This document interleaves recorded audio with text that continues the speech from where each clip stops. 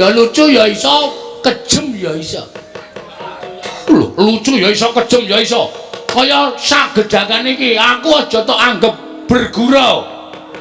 Atau aja anggap sembrono. Ning kata-katamu sing kliwat saka ukuran kowe arep boyong karo Bapak Semar. Sapa jenengmu? Prabu sapa? Kenceng Gusi, Kenceng Waja. Kenceng Waja.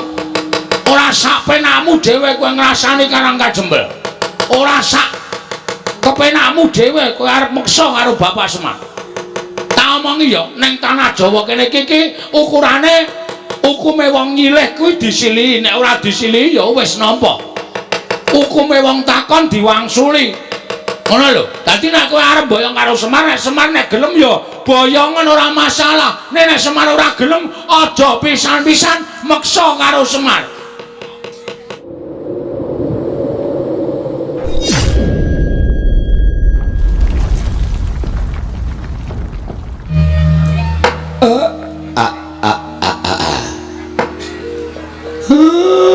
Blegegek kugek sadulita mel persasat kadidene kejugrukan Mukir Sari kelepaning samudra madu. Ing atasipun namung sak sudung kula kemawon krawuhan ndara-ndara kula Ndara Pandhawa malah sinuwun Ndarawati sinuwun Mandura ugi kepareng rawuh wonten ing Karang Kadempel. Iki enten apa to Gus?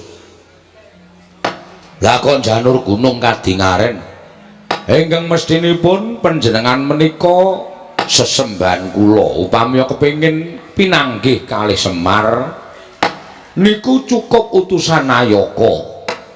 Kula mesti sowan wonten negara Ngamarta Ndarawati menapa dene Mandura. Lah kok malah pepunden kula ketayalan rawuh enten ing pendhapi Karang Kadempel. Ndara kula ngaturaken sembah pangabekti kula kunjuk nggih Den. Ya Kyai Semar. Pus ndak tampa karya bumbung penggaliku. Ora liwat pudya pangastawaku tampan ana Kyai. Kula pundi nggo jimat paripin dayanana ing kasantosan. Sinuwun Ndarawati kula ngaturaken bekti kula kunjuk. Kakang Semar ndak tampa. Ora liwat tiba sepadha-padha Kakang Nayantaka. Nggih matur nuwun. Dipun sekecaken anggenipun lenggah. Iya, Kakang Semar kaya wis ora kepenak praptaning nata Ndarawati ana ing pendopo. Padusunan Karang Kadempel kene Kakang. Sinuwun Mandura bekti kula katur nggih Den. Ya Semar ndak tampa.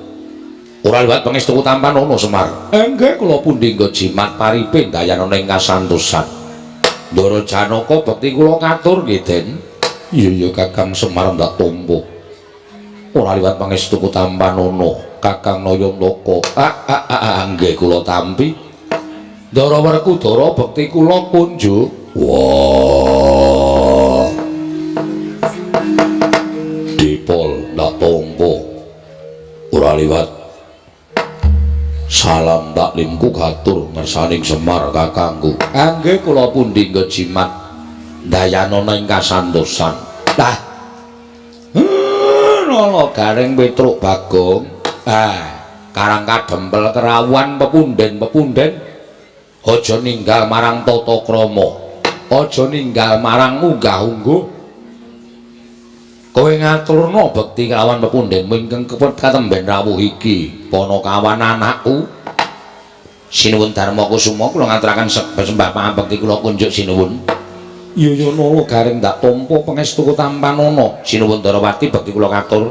Ya Nala Garing ndak tampa pangestu tampan ana Nala Garing. Sinuwun Mandura kula ngaturaken bekti kula kunjuk. Ya Nala Garing ndak tampa pangestu tampan ana. Ndara Werkudara bekti kula nggih Den. Nala Garing ndak tampa pangestu tampan ana. Ndara Janaka bekti kula katur. Nala Garing ndak tampa pangestu tampan ana. Dipun sami dipun sekecakipun anggenipun lenggah. Rasa kesusu to Reng. Ayo mbakeke ratu-ratu iki gugup Petruk aku. Dipun sekecakaken anggenipun lenggah. Ya Nala Garing wis ora kurang kepenak. Iya, Nala Garing kaya wis ora kurang prayoga. Sinuwun Darma Kusuma bekti kula kunjuk nggih Ndara. Iya Petruk ndak tampa pangestu tampan ana. Sinuwun Ndorowati bekti kula katur. Iya Petruk ndak tampa pangestuku Tambanana. Lho nggih. Sinuwun Mandura bekti kula katur nggih Den. Yo Petruk ndak tampa. Pangestuku Tambanana Petruk. Kula pun dinggo jimat paripin dayana ing kasantosan. Ndara Werkudara bekti kula kunjung nggih Den. Wah Petruk ndak tampa. Pangestuku Tambanana. Nggih sangat anggen kawula ndadosaken jimat. Ndara Janaka bekti kula kunjung. Iya. Petruk kantong bolong dak tampa pangestuku Tambanana. Kula pundi nggo jimat paripin dayana ing kasantosan. Sami dipun sekecaken anggenipun lenggah Ndara. Iya Petruk kaya wis ora kurang kepenak. Yo, para kawan kaya ora kurang prayoga taku ning Karang Kadempel. Sinuwun Darma Kusuma. Kula ngaturaken bekti kula kunjung nggih sinuwun. Iya Bagong. Ndak tampa Panakawan Bagong pangestuku Tambanana. Nun nggih. Sangat anggen kawula midadosaken jimat paripik. Sinuwun Karasena. Kula ngaturaken bekti kula kunjung nggih sinuwun. Iya Bagong pangestuku Tambanana. Nun nggih sangat anggen kawula midadosaken jimat paripik. Sinuwun Baladewa bekti kula kunjung. Ya Bagong tak tampa. Pangestuku Tambanana. Nun nggih sangat anggen kawula midadosaken jimat. Ndara Werkudara bekti kula nggih Den. Yo Bagong ndak tampa pangestuku Tambanana.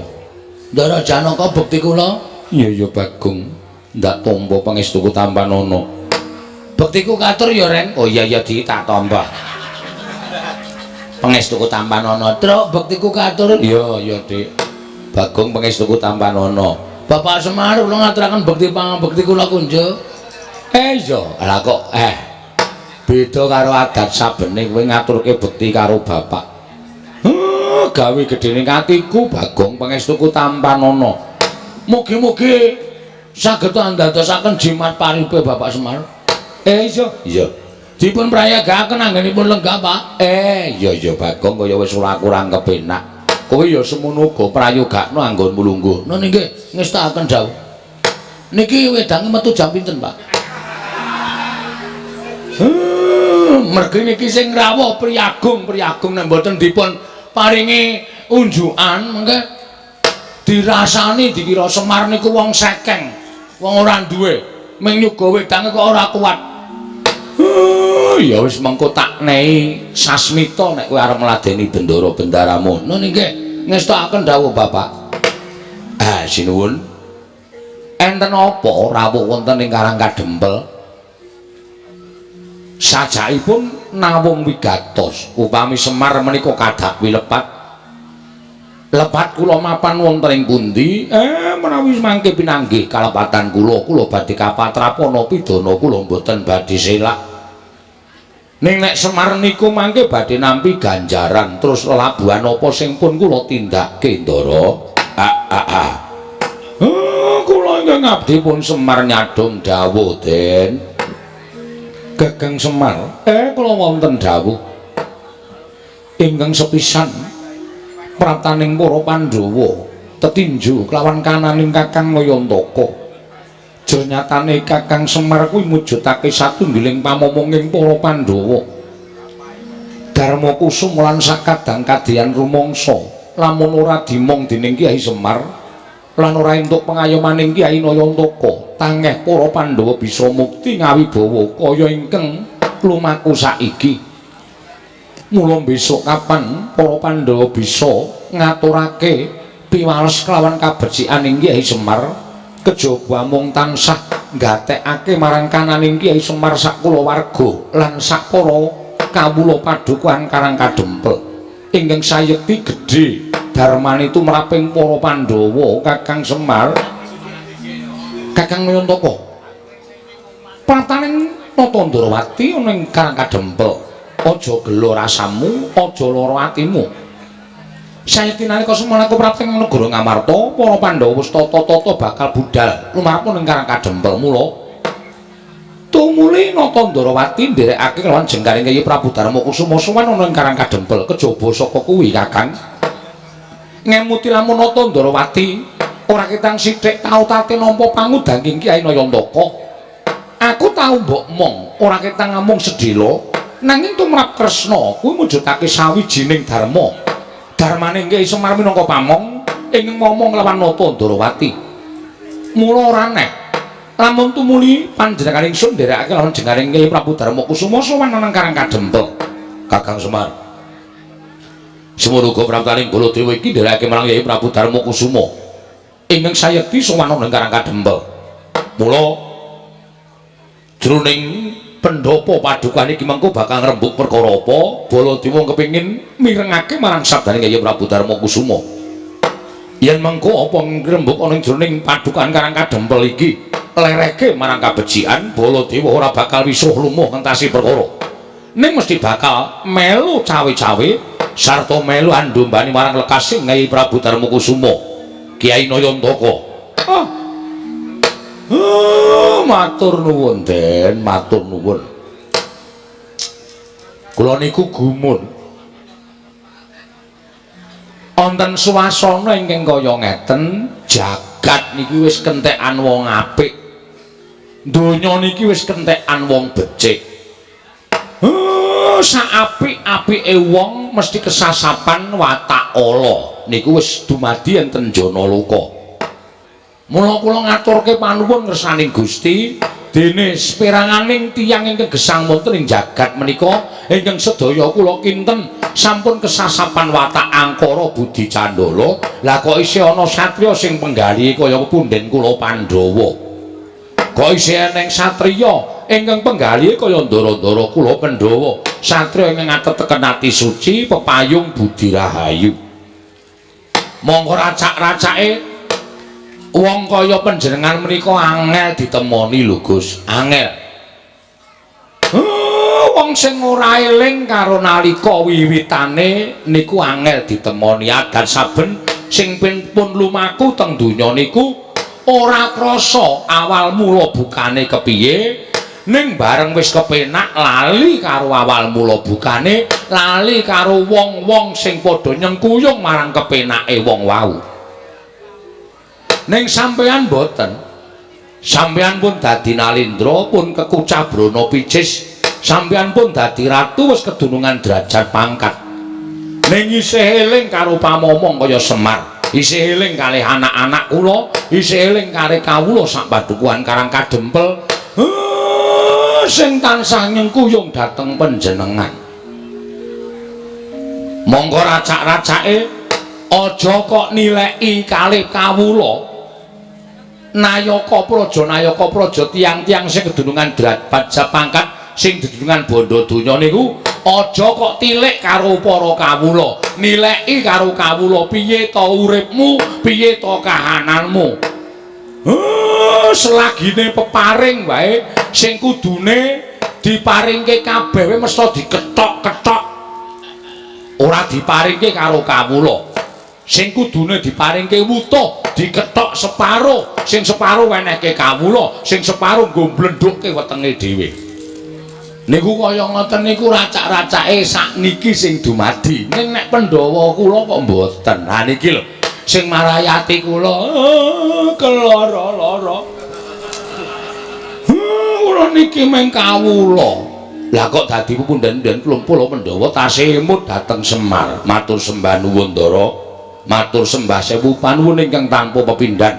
Mugi-mugi kabecikaning Pandhawa tumular dhateng sak kiwa tengenipun wekasan ewoning wong sing watake angkara kethukulan menungsa siji sing watake becik wekasan bakal tumular dadi loro, loro dadi 10, 10 dadi 100, 100 dadi 1000 ingkang wekasanipun tiyang sak jagat menika pambeganipun becik sedaya. Rak ngaten to, Den? Iya, Kakang Semar bener. Apa ingin dadi ngendikamu? Muga-muga pengendikane Kakang Nayantaka bisa numusi Kakang Nayantaka. Ah, nggih, matur sembah nuwun tanpa pepindhan. Salajengipun kula nyuwun dawuh. Sasampunipun Ndara kula Pandhawa menika kepareng rawuh wonten ing Karang Kadempel, Semar sak kulawarga sehat walafiat. Mboten manggalang setunggal menapa tansah pinayungan dhateng panguwasaning Dat Kang Murwegat binerkahan Juwana gesang ingkang sekeca. Terus napa wigatosipun ingkang sejatosipun Ndara? Kakang Semar, supaya rada gamblang nggonku bakal matur marang panjenenganing Kakang Nayantaka apa mbok keparengake yen to aku rada maju nggonku sowan Kakang. Niku langkung prayoga, Ndara. Monggo Purbawasesa wonten asta panjenengan Ndara kula Puntadewa. Kakang Nayantaka tembang rawat-rawat mobil tombok bakul sinambi wara pawarta binandunging karna nganti tekan talinganing sun apa pancen kepara nyata Kakang Semar bakal duwe gawe ambangun desa Karang Kadempel. Kakang Maradyagi wangsul ana pitakoning Nalendra Ngamarta iki Kakang Semar. Mangke riye niku sing kandha sapa niku? Sing ngabarke nek kula ajeng bangun desa sinten? Akeh para kawula ing wis padha rerasanan satemah nganti tekan talinganing Nayaka tumuli ana peranganing Punggawa Ngamarta ingkang munjuk atur kelawan panjenenganing ingsun. Kakang Semar aja mbok tutup-tutupi. Aja nganti Kakang Semar duwe gawe para Pandhawa ora mbantu marang Kakang Semar dosa apa ingkang disandang dening para Pandhawa. Mula pitakoning Nalendra Ngamarta iki sayekti mung kepengin mireng wangsulaning Kyai Nayantaka apa pancen bener kaya mengkono. Yen to pancen kateman kaya mengkono ingkang bakal kelakon Kyai Semar Pandhawa ora bakal wegah, Pandhawa ora bakal owel, mesti sak biyantu marang Kakang Nayantaka. Nanging aku nyuwun apa to ingkang bakal Kakang dadekake ana ing Karang Kadempel, tegese wangunan apa ingkang jinangka dening Kyai Semar Badranaya? Apa wangunan wujud gedhong ingkang magrong-magrong? Apa wangunaning bali desa? Apa wangunaning bali wismaning para kawula? Mula Kakang Semar kudu njlentrehake kelawan Puntadewa Kakang Semar. Sampeyan niku siji piyaine alus, angka loro jujur mboten nate tumindak ingkang mboten sakmestinipun, katiganipun mboten aneh, wong jujur, wong ikhlas, wong sabar, wong ora nate tumindak dosa menika mesti diparingi keluwihan karo sing gawe jagat. Buktine Semar durung wara-wara teng pundi-pundi nek kula ajeng bangun desa. Lah kok sinuwun Ngamarta pun prisa niki nek mboten pepethinganing titah pitataning jalma unusaning menungsa menika mboten badhe kelampahan. Yen to pancen mengkono bener apa ingkang dadi ngendikaku Kyai Semar bakal mbangun desa. Nggih leres. Sabanjure apa ingkang bakal sira bangun Kyai Semar? Gegayuhan kula mbangun desa menika mboten mbangun papan-papan sing indah, papan-papan sing elok, papan-papan sing becik menika mboten. Nanging bangun dhateng jiwa kamanungsaning kawula sak Karang Kadempel, sak desa Karang Kadempel. Supados tetep manunggal, rukun guyub, tetunggalan nyawiji, mboten dipun pisahaken menapa-menapa. Kula niku ling ngrukunke kalih kawula menika nganti sikil tak nggo sirah-sirah tak nggo sikil supaya padha iso ngerti marang kahanane. Lah sakniki pun dadi kaya ngeten niki, apike nggih kula becikke melih. Tegese kerukunan iki ya arep tak gawe sing saya apik, sing saya becik. Cobi to Mang Penggalih. Semar niku dudu sapa-sapa. Semar niku dudu sinten-sinten mung kawula. Kula niku mung batur. Nadan akeh sing ngendikake nek Semar niku Sanghyang Ismaya. Monggo le ajeng ngondo kali kula, le ajeng ngrasani kali kula nek kula niku Sanghyang Ismaya. Ning tumrap kula Semar niku ora rumangsa titising dewa. Kula nggih ming menungsa lumrah mawon. Lah kok dadi akeh piranganing kawula sing sami mlempak wonten ing Karang Kadempel kepengin urip teng Karang Kadempel. Malah tiang-tiang manca negari, tiang-tiang liyan kebrayan, liyan desa, liyan negari sami mlumpuk wonten ing mriki kepengin cedhak kali kula, kepengin urip teng Karang Kadempel. Mula ora aneh nek Karang Kadempel niku dadi papan sing maneka warna. Tata basa maneka warna. Warna kulit maneka warna kapercayan. Ning alhamdulillah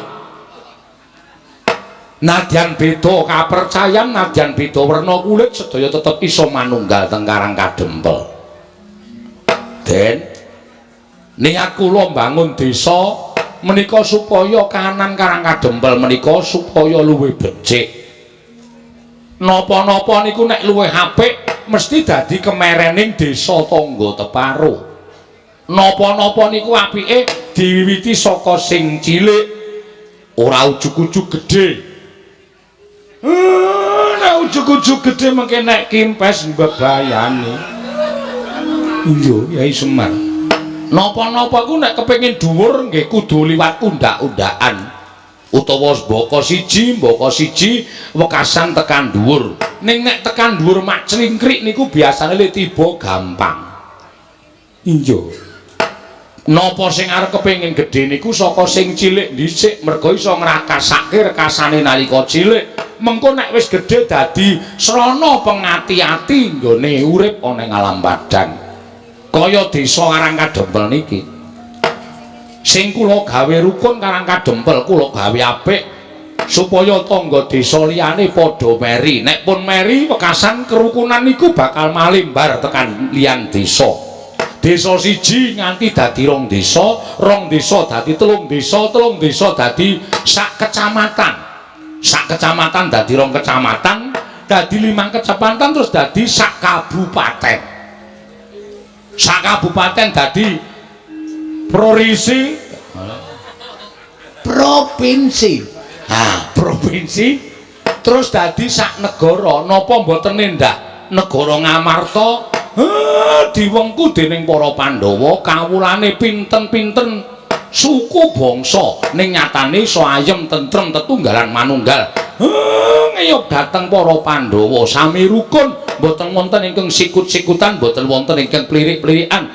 Beda agama sami rerangkulan, padha-padha ngurmati tata carane pangibadah. Beda basa ditunggalake nganggo basa ingkang wis diagem dening negari Ngamarta.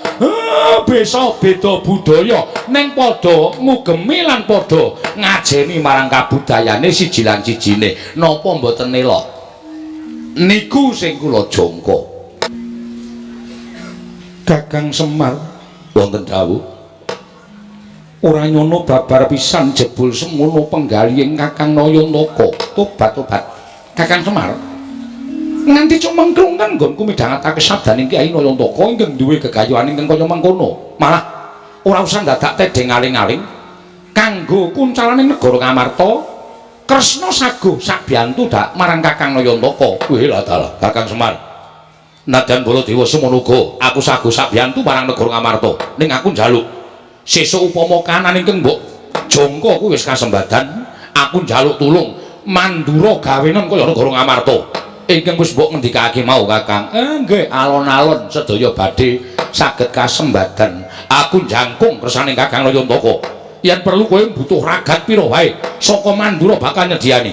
Kakang Semar, nadyan aku uga njangkung marang kersaning Kakang Nayantaka. Nadyan aku mbok dawuhi munggah gunung medun jurang ora bakal silak. Wah, Semar.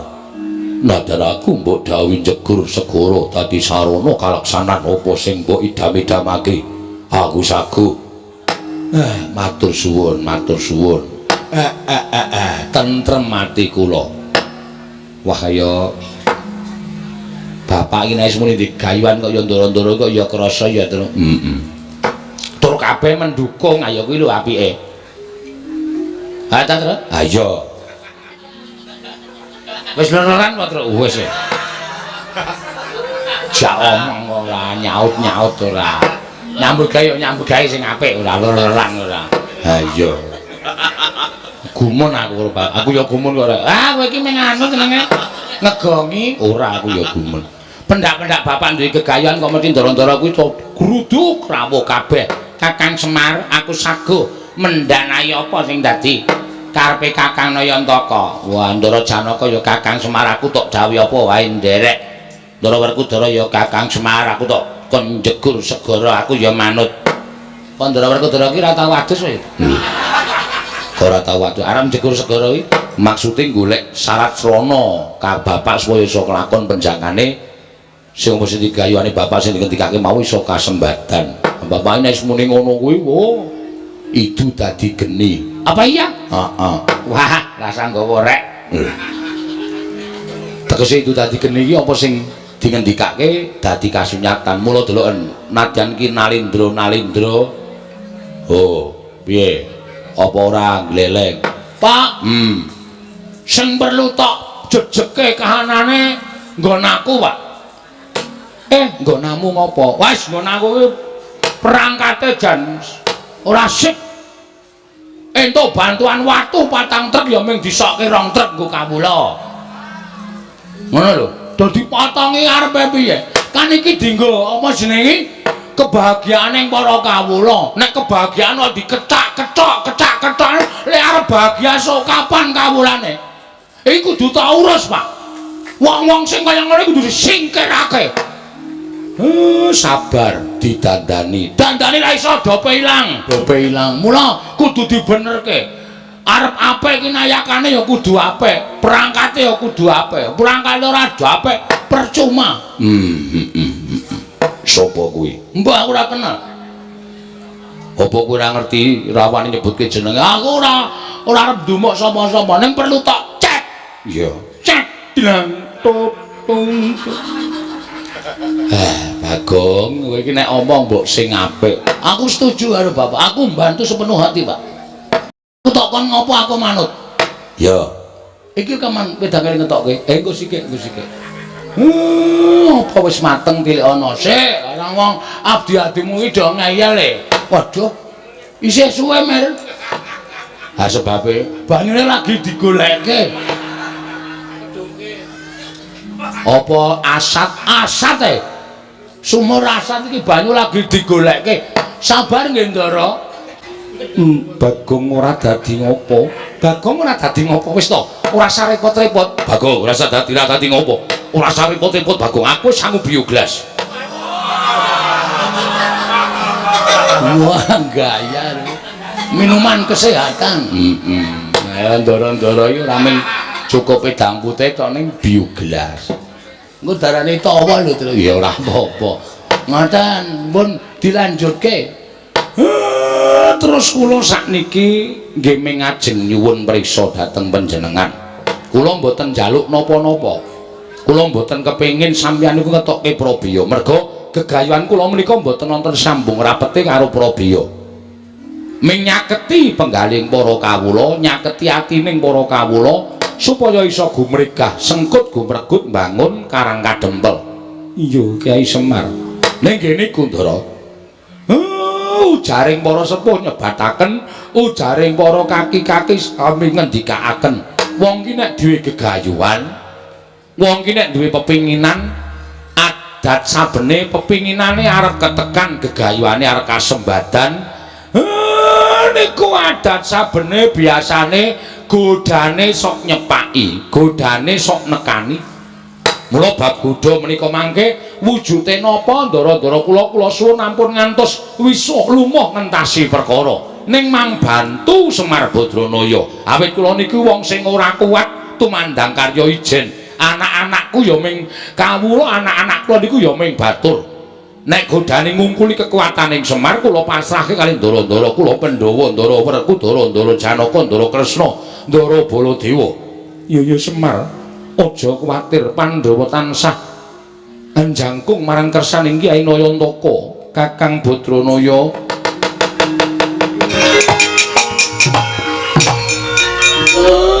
Rumangsa ora dolanan kelut. Iki kok malah ana Nalindra sandhangane ting Srimbang ora karu-karuan. Sajake Ratu Sugih. Iki sapa Bagong, iki kancamu apa? Kok kaya Jumina ta iki? Sing sok nang omahmu ae apa? Heeh, udu. Kae sandhangane ting Srimbang ning suwek-suwek. Iki udu. Oh ya ora tepung aku, Pak. Nuwun sewu sinuwun. Sampun kula tumambuh yekti saweg sepisan menika kula wanuh.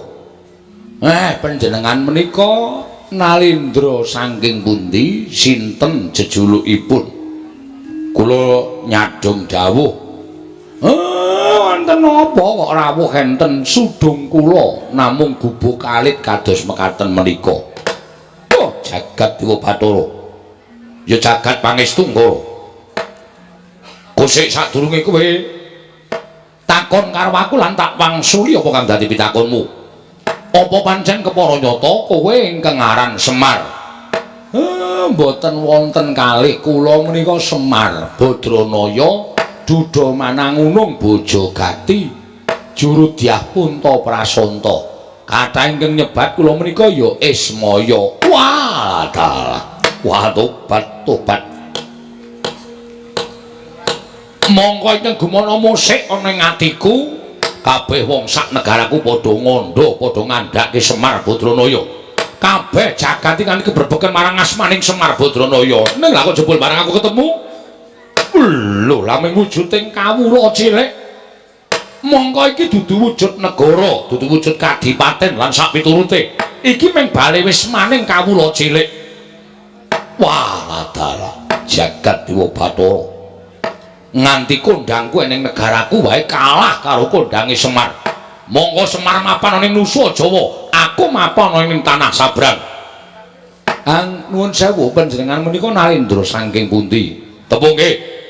Yen kowe ketemu karo aku kuwi Nalindra saka negara Bata Sarimbak. Saking Bata Sarimbak. Yo. Aku Prabu Kenceng Waja. Kenceng Waja. Iya, dasar kepara nyata. Kenceng manis lho kenceng. Bagong aja sembrono. Kenceng kok jenenge kok le medeni to, Pak? Uga ning nyebutake aku Nalindra Prabu Panggulan Jagat. Nek cara nggone dhewe nek kabotan jeneng ngene iki sok gerang-gering. Iki kok malah teges wae. Sinuwun Prabu Panggulan Jagat saking Bata Sarimbak dasar para nyata. Wigatosipun menapa? Rawuh wonten ing Karang Kadempel. Gusik, aku gumun karo kowe. Gumunipun ing atase kowe iki Semar drajating batur. Lah kok iki akeh piyayi-piyayi sandangane ora panging sandangan cara Nalindra. Saora-orane cara satriya. Iki sapa Semar? Ingkang wonten wingking panjenengan menika Nalindra Ngamarta Prabu Puntadewa. Prabu Puntadewa? Inggih. Walah dalah edian. Prabu Puntadewa nganti rawuh ana ing Karang Kadempel. Ora kok Semare sing tekan negara Ngamarta, Puntadewane sing rawuh mrene. Kowe iki wong elok apa piye? Mboten kula namung kawula lumrah kemawon. Ingkang wonten wingkingipun menika Nalindra Ndarawati Prabu Sri Bathara Kresna. Walah edan tenan. Prabu Sri Bathara Kresna ki wong sak negaraku wis padha tepung kabeh. Nalindra kang paningal sewu dasare titis Sang Hyang Bathara Wisnu. Rawuh mrene ora kok kowe sowan mrono. Niku pun biasa. Edan kekuatan apa lho? Lah rupane kaya ngono kok ratu-ratu do tekan kene. Ingkang wingking menika Prabu Baladewa. Prabu Baladewa, ratu saka negari Mandura. Walah dalek. Lah iku sing dhuwur demat lho. Niki Ndara kula, Ndara Werkudara. Sapa? Ndara Werkudara. Ndara Werkudara. Raden Werkudara Bratasena. Nggih. Wah, iki aku kanugrahan aku iki kedhianan karo Raden Bratasena satriya sekti kalintang jayaning perang bebasan tinaka mendhat jero menter tinumbak bengkung sinuduk putung ning negaraku Semar kowe tak kandhani kawulaku padha kedanan karo Raden Bratasena nganti omahe dipasang gambare Raden Bratasena. Wah, mergo saka kondange Raden Bratasena saka nggone digdaya kliwat saka ukuran manungsa lumrah. Mangke riyen to. Kawula sampeyan niku majang gambare Ndara kula. Iya. Kok mboten majang gambar sampeyan? Monggo sampeyan niku sing dadi ratune kawula sampeyan kok gambar sampeyan mboten dipajang napa mboten lara ati? Lho, lara ati nggo ngopo?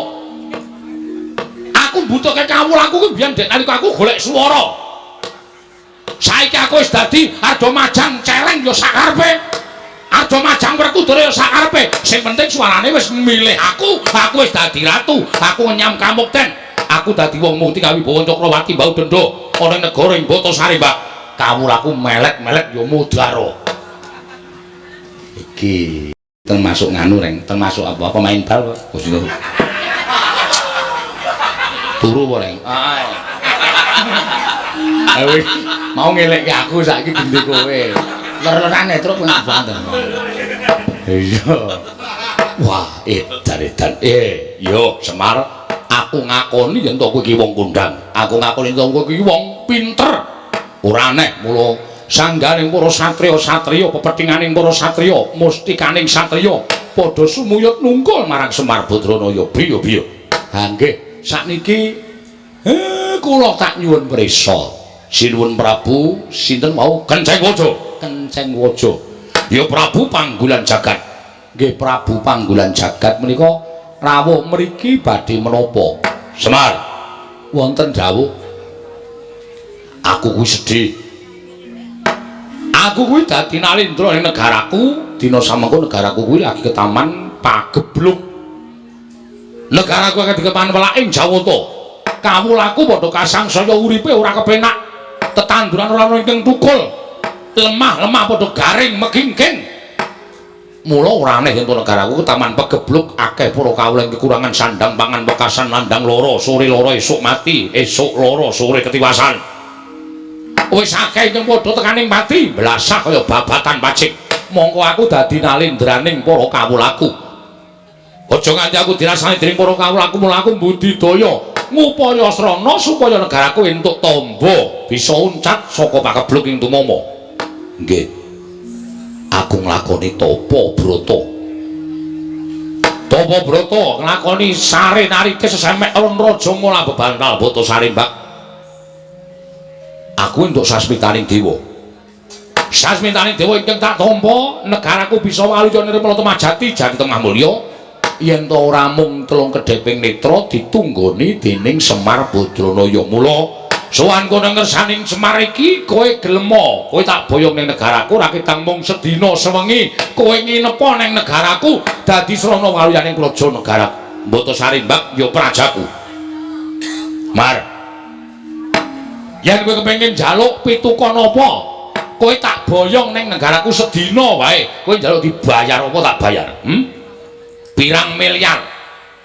Pirang triliun tak bayar Kenceng, ora-orane nek tak cicil. Tak bayar. Apa kowe njaluk omah? Kowe budal ning negaraku, omahmu iki tak bongkar, tak bangun. Sakedheping netra kowe wis duwe kraton ing magrong-magrong. Apa kowe njaluk sandan sing apik? Ya. Jarikmu wis ora wangun dienggo. Ganti jarik sing prada emas. Aja mung suwengan lombok abang, suweng inten sak kurungan jago nek ora kewer-kewer kupingmu. Ning tak sembadani. Nggih. Apa kowe njaluk kalung kesehatan? Mesti bakal tak paringi supaya uripmu tambah dawa, watuk-watuk ilang, sesek ora bakal tumama, panu kadas urap ilang kabeh. Ketoke iki ratu bekas bakul obat ketoke.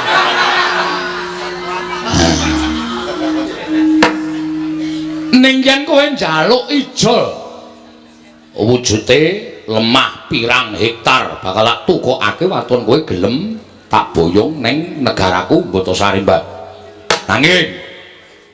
Nanging yen kowe ora gelem tak boyong ning negaraku ing Batasari, Mbak, kowe tak ijoli dhuwit ora gelem, tak ijoli sandangan ora gelem, tak wenehi apa-apa ora gelem, tak gaweke omah ora gelem, kowe puguh ora gelem rawuh ning negara Batasari, Mbak. Tegese kowe bakal mentolo karo patine kawulaku. Yen nganti aku bali ning negaraku aku ora boyong kalawan kowe, bakal padha nyuraki karo aku disenggo aku ratu sing ora iso ngayomi marang para kawulaku. Mula tinimbang aku bali dadi sarta nglakoni sastra wirang, aku dadi wong sing dicacat dicedha dening para kawulaku. Luwih becik aku ngruda paripeksa lawan kowe. Aku ngruda paripeksa lawan kowe. Kowe tak alus ora kena. yen perlu tak kasar, yen kowe ora gelem tak boyong ana ing negaraku tinimbang aku ning negaraku mung dicacat dening para kawulaku mati ning kene tak lakoni negaramu utawa Karang Kadempel tak bumi angus legane atiku.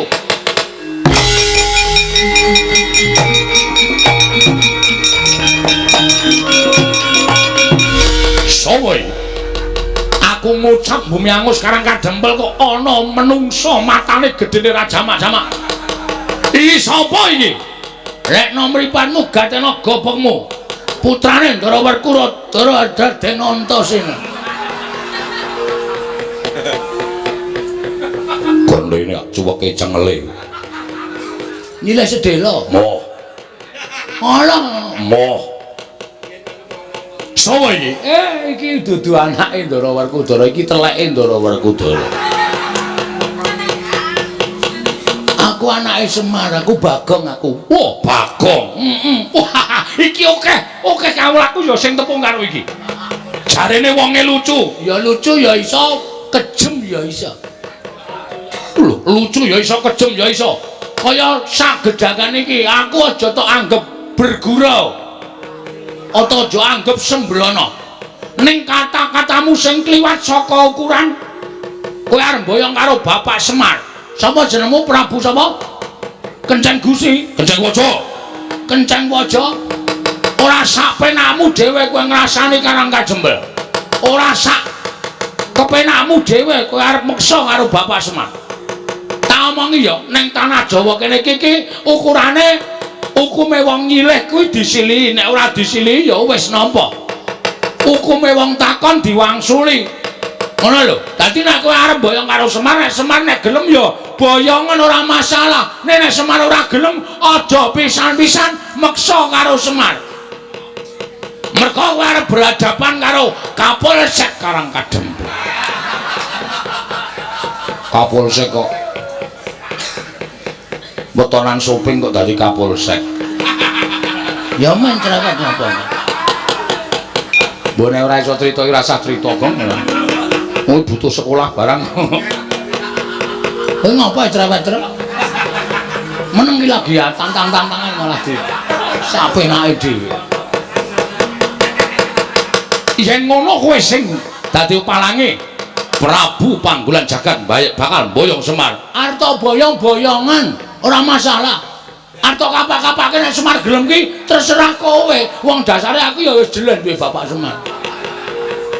Ning ora usah ngucap arep bumi angus Karang Kadempel. Karang Kadempel ki bumi kelahiran kowe, Mas. Karang Kadempel ki tanah kelahiranku. Aku lahir ning Karang Kadempel. Mula aku ki jejer putra bumi sing wajib mbelani Karang Kadempel. Sing wajib aku iso jaga Karang Kadempel. Nek ana wong sing arep ngosase Karang Kadempel, arep gawe geger Karang Kadempel, ajange ora ning dadane Semar, ning dadane Bagong. Wah, jenenge Bagong. Waduh. Aku masih ngaku Antasena. Bagong ya Antasena. Ngapa ta? Mbah ya santai ora. Wah, Antasena dapure kaya dingklek. Rupa kok kaya dingklek ya, Cuk. Bola-bali dilingguhi. Nek ora masalah, aku tetep gelem kaya dingklek. Tenan, aku nek dilingguhi mangap, Pak. Ayo.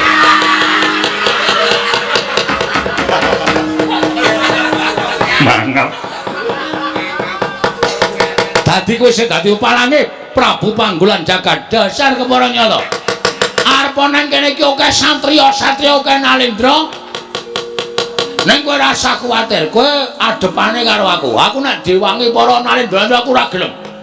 Katentreman, kabagyan, kanikmatan ning kawula Karang Kadempel do mapan ning Karang Kadempel kanthi tentrem kuwi ning pundhake Panakawan Bagong. Dadi kowe rasa kuwatir, aja wedi kowe nyawang karo satriya-satriya iki. Satriya-satriya iki tamu kabeh. Nah upamane iki dadi gelut antaraning kowe karo aku, sing nandangi ya mung aku. Waladal. Cengengesan. Kandhane malah mangan apa kok gumoh-gumoh? Lho, aku ki guyu ora gumoh. Ayo, kowe rasa kokean gunung tanpa guna. Nek kowe arep gawe geger Karangka Jembel, Bagong sing ora trima. Weh, ladal. Yen ngono kowe wani karo aku, sing tak wedeni apamu? Wah, yen ngono ning endi papane wong neter ganti dayan.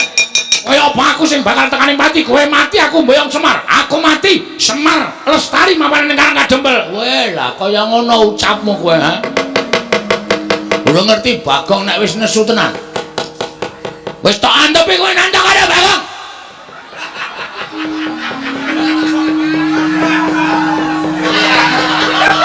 Lah Kresna guyu ngopo? Bagong iki lho. Lastri nyawang nesu kok sakarepe dhewe. Omonge cepete ra jamak-jamak. Ratune kok ya betah-betahe ngono lho. Wong saka kene ambune kowe abape bathang tok kok. Kok ya ratune iki tanpa lunga. Warane karo bangunan. Arwani karo ponokawan Bagong. Aku wis nentekke raja kaya kowe iki 6 akhir-akhir iki. Hah? Modar kabeh mungsuh Bagong. Dadi aku arep kurang ajar karo Bagong. Oh, ketiban sikile Ndara Werkudara ora mati derajat.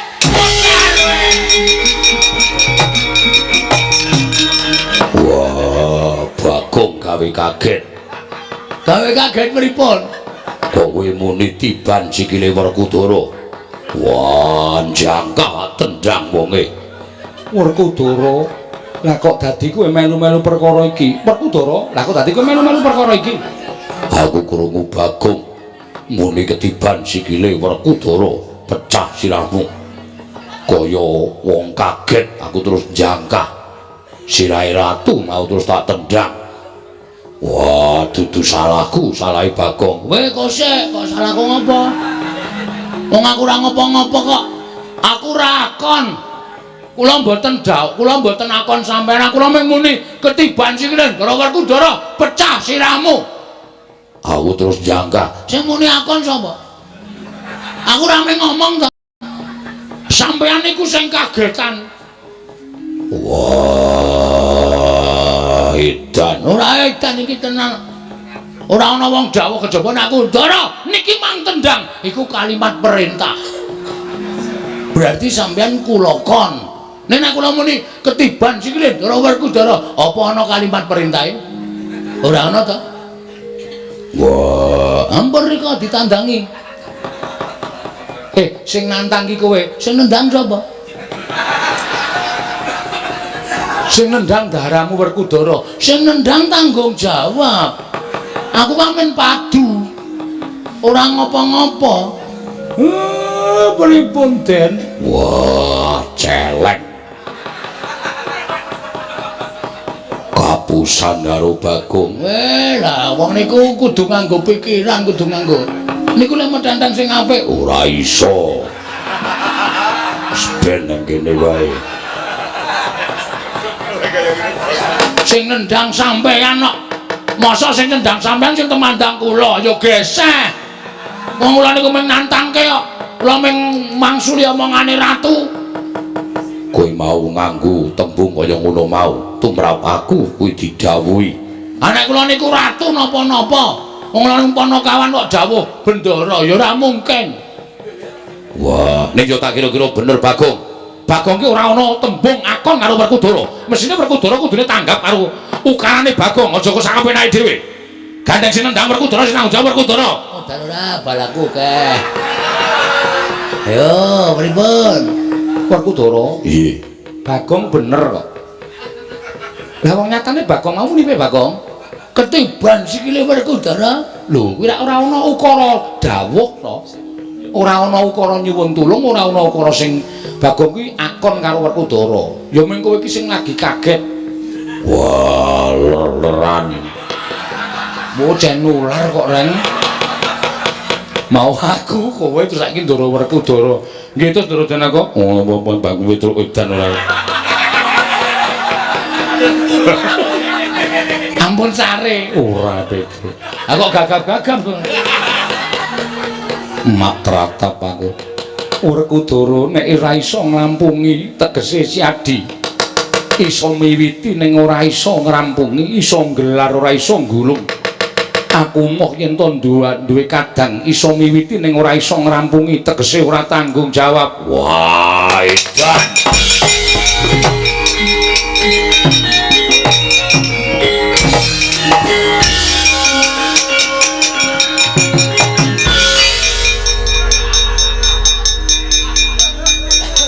Ngono lho karepe.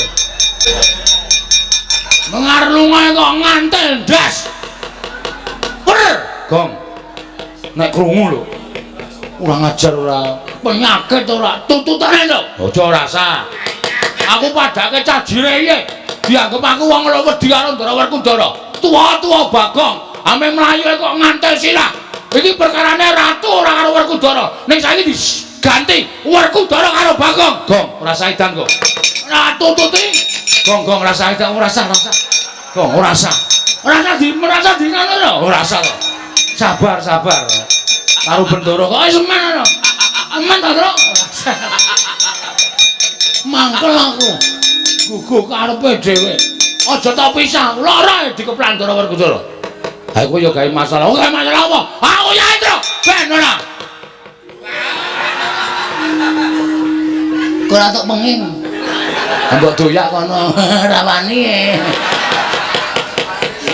ora wani kok dadak mau tak tutupi iki ya mung kanggo akting kaya mudhara kono ora. Bagong mesti ora pisan ora pindho mesti gawe rame. Ora ana aku takokke. Aku ki gawe rame ki gawe seneng kok, Pak. Mung gawe seneng atine wong ki ngibadah. Ha iya. Bener. Sinuwun kula wis matur to. Gegayuane wis arep lakon, pacobane ya cemepak. Iya, Kyai Semar, sak banjure kula nyuwun Ndara Baladewa, sinuwun Ndarawati, kula aturi ngawat-awati tindakipun Ndara Werkudara. Mergi saking paningal kula niki godha niku mboten baen-baen. Iya, Kyai Semar, yen to ngono aku nyuwun pamit metu njaba. Iya, Semar aku njaluk pamit metu njaba. Aku tak metu njaba wae, Pak. Iya. Kancane lek do metu njaba iya. Ndara Janaka nyuwun tulung nggih dipun tentemaken nggih Ndara. Iya Panakawan Bagong. Reng ayo reng manunggal sayuk rukun gotong royong njaga perdamaian Karang Kadempel. Aja nganti klebon menungsa kaya Prabu Kencang Paja karo ya Prabu Panggulan Jagat mau. Iya karo calo karo Petruk barang iki ya Tru. Ayo. Ndak nggo dukani bapak. Ndara Puntadewa monggo kula dherekaken manjing sak lebeting Bali Wisma. Dipun icipi napa sing pun dimasake kalih kanastren. Iya Kyai Semar ngestoke dawuh sawontenipun lho Ndara. Daharanipun boten kados teng kraton. Iya Kyai Semar ora dadi ngopo. Bagong tilik ana mbok wis rampung urung tak kembul dahar karo ndaraku. Siap. Wis Pak. Syukur. Jangan lombok. Tempe. Ora ana iwak-iwak apa to apa. Ana siji pupu tak icipin tak Pak. Akeh iki nggo aku lentuk gendurenan wingi sore. Tak nget wis ana-anane karo krupuke mlempem dicokot wani. Iya. Wis ora apa-apa. Monggo sami mlempak wonten ing sudung kula sarya sesanti kamulyanipun mugi tansah manggya yuwana. Iya Kyai Semar.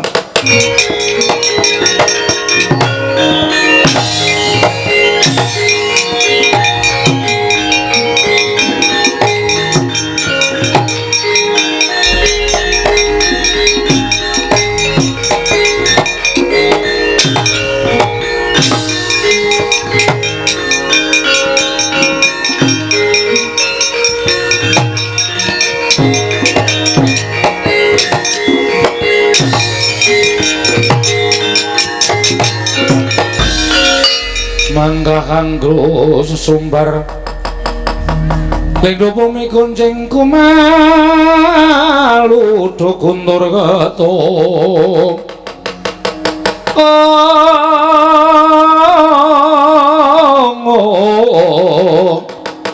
Lumembak penyukan kumambang dosang Wisnu Bathara.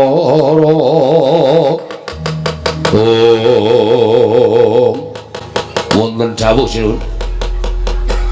Ngawi sanggaring para Wadyabala.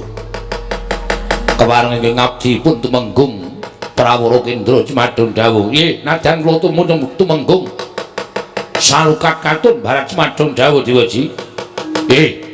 Saperangan Wadyabala saka ing Bata Sarimbak dina samangka jenduk kendhani kula dandanang Makapara Kencana. Merga nggonku bakal mboyong Semar ana ing Mepalangi. Lho, sinten ingkang matur palangi paduka Gusti kula ingkang sinuwun. Ora ana iku kejaba mung majaning Lurah Semar Badranaya. Ingkang wani sekecap bodho sekecap mangsuli kelawan Nalindra Ratu Gusti Prabu Panggolan Jagat. Sajaipun sampun suwuk nyawanipun. Atmajanipun Lurah Semar Driwantun lan panjenenganipun Gusti kula ingkang sinuwun. Mula kula jambaka dening dandan Kepara Kencana dina samengko ketapno para Wadyabala. Gawenan bumi angus karang kadempel niki lajeng pangkatipun abdi benjang menapa ora ketang sampung obor celok lintang mangkato dina iki napa ngestaken dawuh.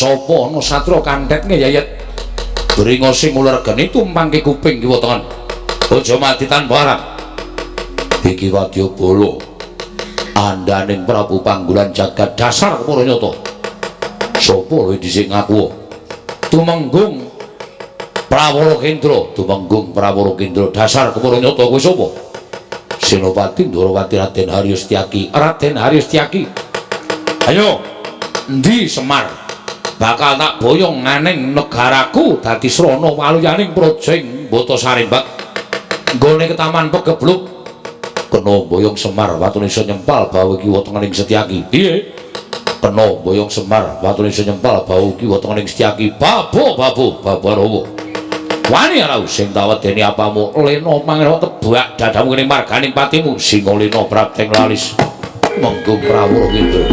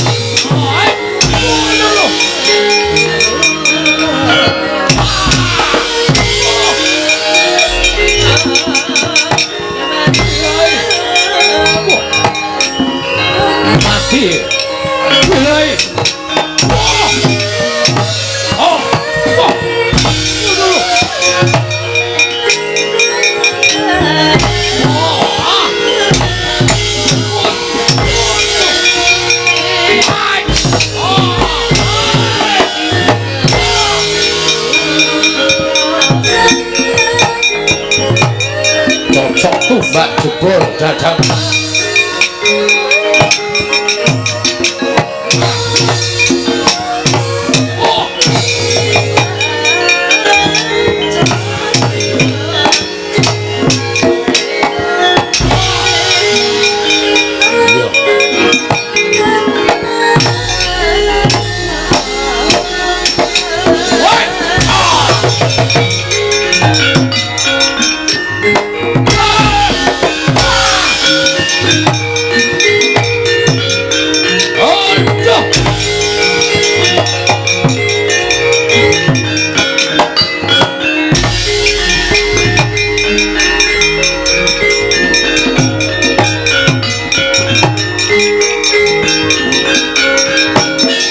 mati.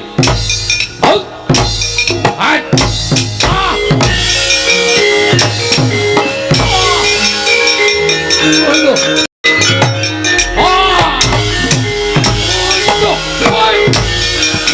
Wah. Hai. Wah. Ya. Oh. Woi lah.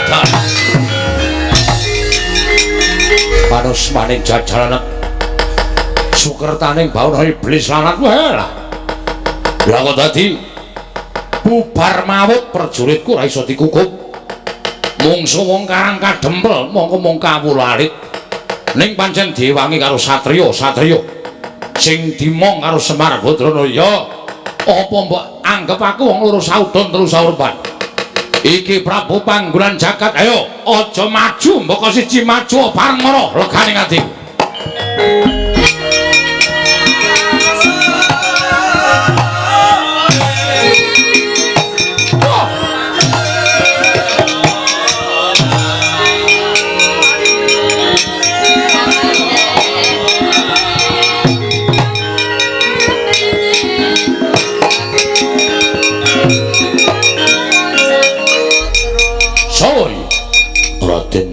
Raden Setyaki dasar Puranyata. Kowe Prabu Panggulan Jagat yo. Ayo Di Semar, tak boyonge marang negaraku. Dadi sarana waliyaning Projeng Mbata Sarembag. Soboyong Semar Badranaya.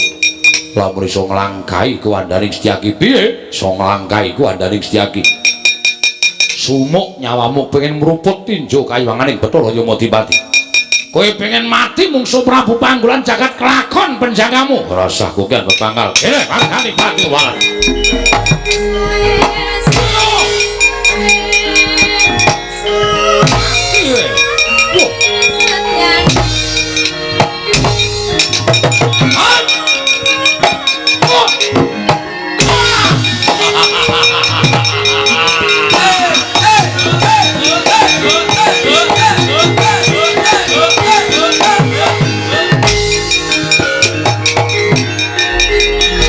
Sambanto ora bakal iso nglawat cokot kupingmu sirna margolaya apa mbok anggap wong loro saudon telu surwan.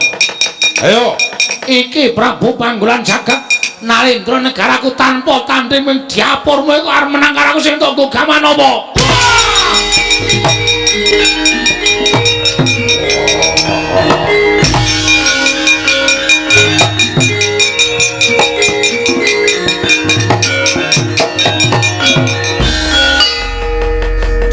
Den, Ndara Setyaki.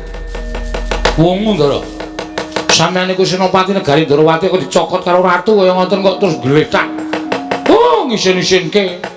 Ora sembotole maju nomor 1 kok mung dicokot ratu kaya ngoten kok njur ora eling Prawadasina niku nek cara kula isin. Wong Den. Petro, Nun. Ora ngerti sangkan parane nyokot karo janggaku nganti ora eling. Wah, Ndara Werkudara ngamuk. Lagi sumbar-sumbar sing kaduan clurut jelek dinjleki sirahe. Ratune mau nggih mati apa ora? Mboten ngerti. Waduh mati aku. Werkudara mlayu mriko nututi. Ora pati nduga ngono. Yen perlu dikrubut tak krubuti karo Kakang Mas Yodipati. Pun monggo mawon watone ngarang kadempel tentrem ajeng cara pripun mawon kula ndek terus. Yo terus.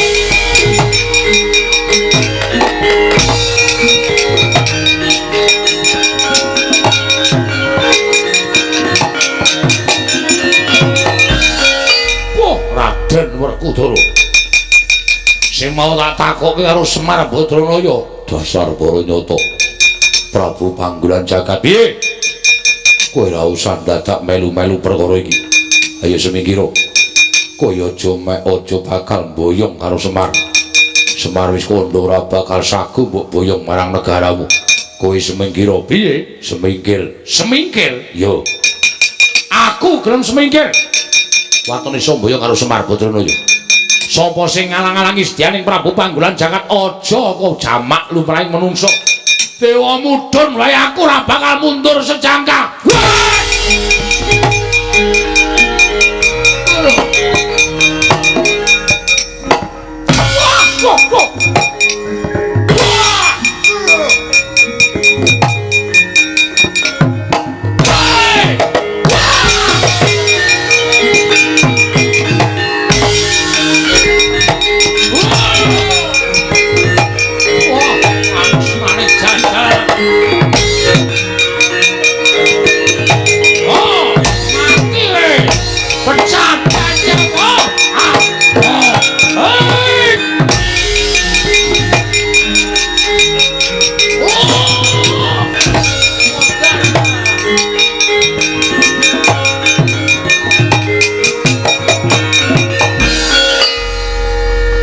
Mbok apake, Gong? Tamut ndase. Ratu wong gragas. Sapa-sapa dicokot, sapa-sapa dicokot. Ndoro Werkudara dikapake. Aku weruh, Tru. Heeh. Ngantem Ndoro Werkudara ora apa-apa kok durmak cekel nggon gulu. Ndoro Bratasena nganti ora eling. Dilingke, Gong. Gah. Kok emoh? Iki nek dilingke ora eling terus nothok. Mbok wis rasa ngelingke. Eling ya karepmu ora ya wis. Emut Den, Gus. Ndoro Werkudara emut. Sampeyan iku satriya peng-pengan wis dicokot karo ratu kaya ngoten kok ngglitakne cara kula isin. Eling, Ndoro.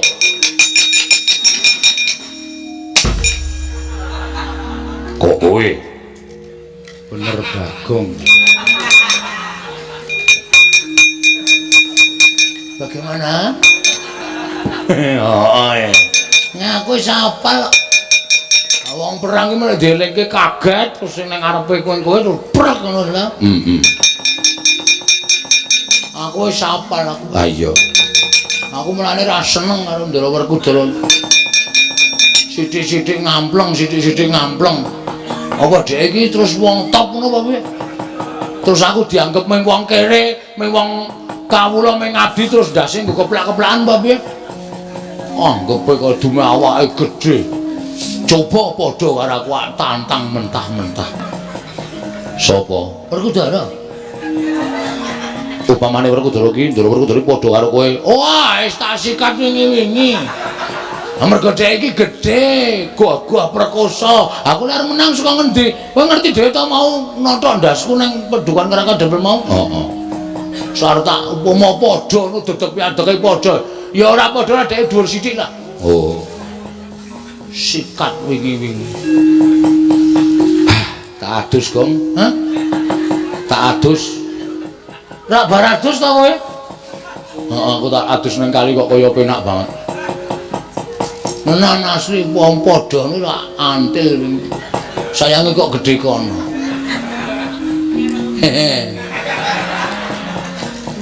Sopo sing padha karo kowe? Petruk.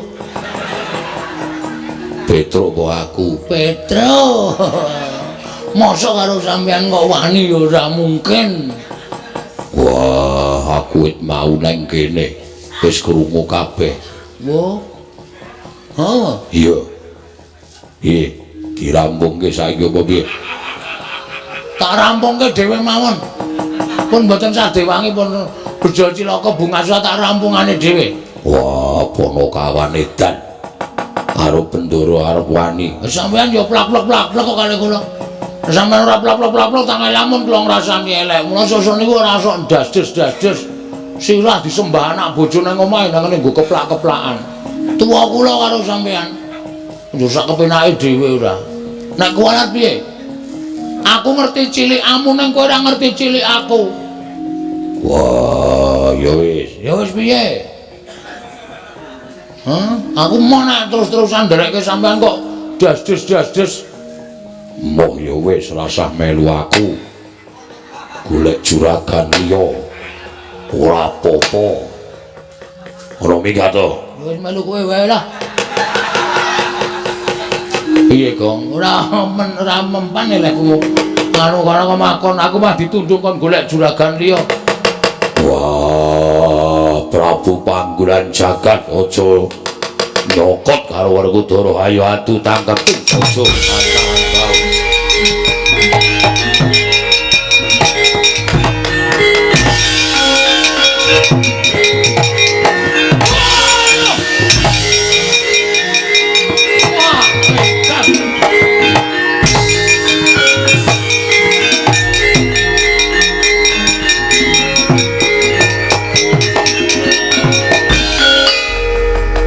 Manungsa ora tatanan.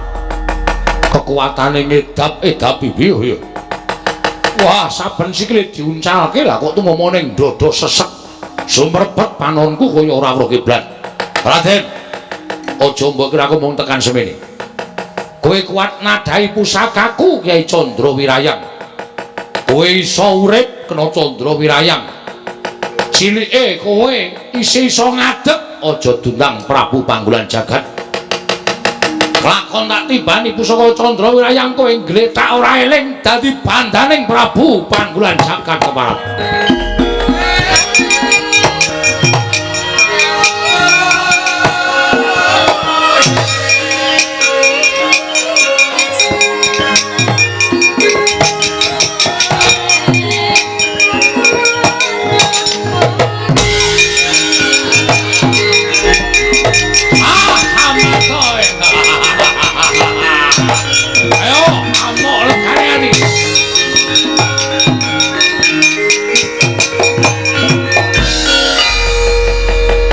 Pusakaku kelumpruk tanpa daya. Nadyan ora tekaning pati nanging kowe ora duwe kekuatan pepes bayu kang tapis Werkudara. Prajurit bondo tangane krincung sing leboke pakunjaran si Werkudara. Iya.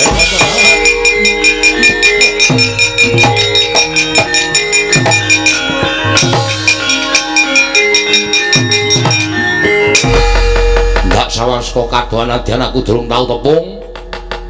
Nanging kae jaring akeh padha nyebutake entuk Raden Janaka satyane bagus.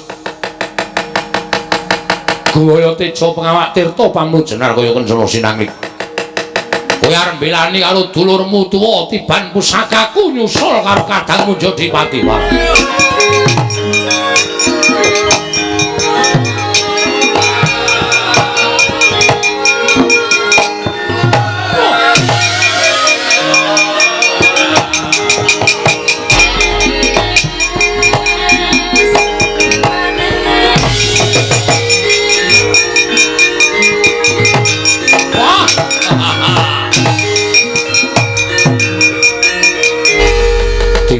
Pusakaku ora eling Purwodaksina kowe Janaka ala dalan Nadyan kowe kondang dari langing jagat lan curing bawana ing ora menang mungsuh pusaka kekuatanku Kyai Candra Wirayang.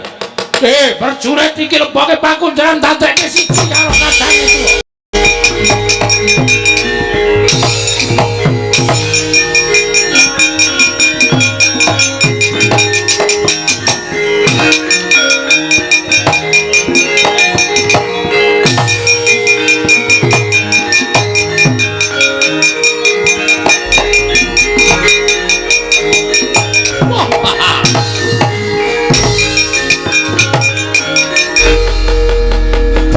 Puntadewa inggih sinuwun sewu-sewu kalapatanipun ingkang abdi tadah wadana ngantos kula wantun merpeki dhateng jengandika Gusti kula ingkang sinuwun ing Pambata Sarimbak sinuwun Prabu Panggulan Jagat krana kula sampun nyumurupi bilih kadang kula kekalih Werkudara lan Janaka sami kapuping Rama Madyalaga kawon tanding kaliyan jengandika Gusti kula Sanata.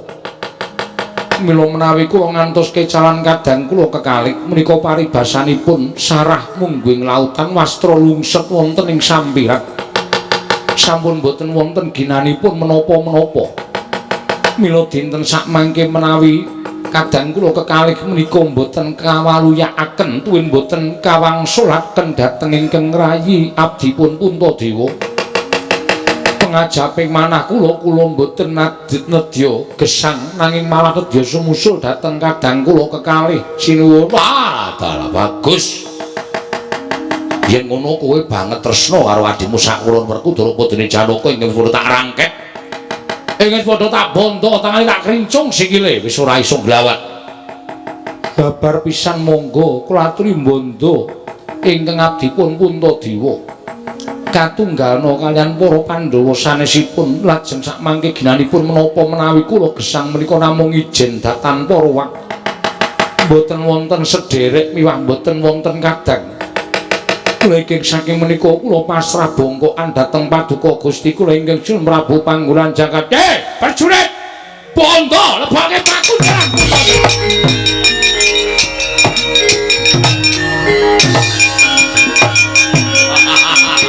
Ayo sapa meneh?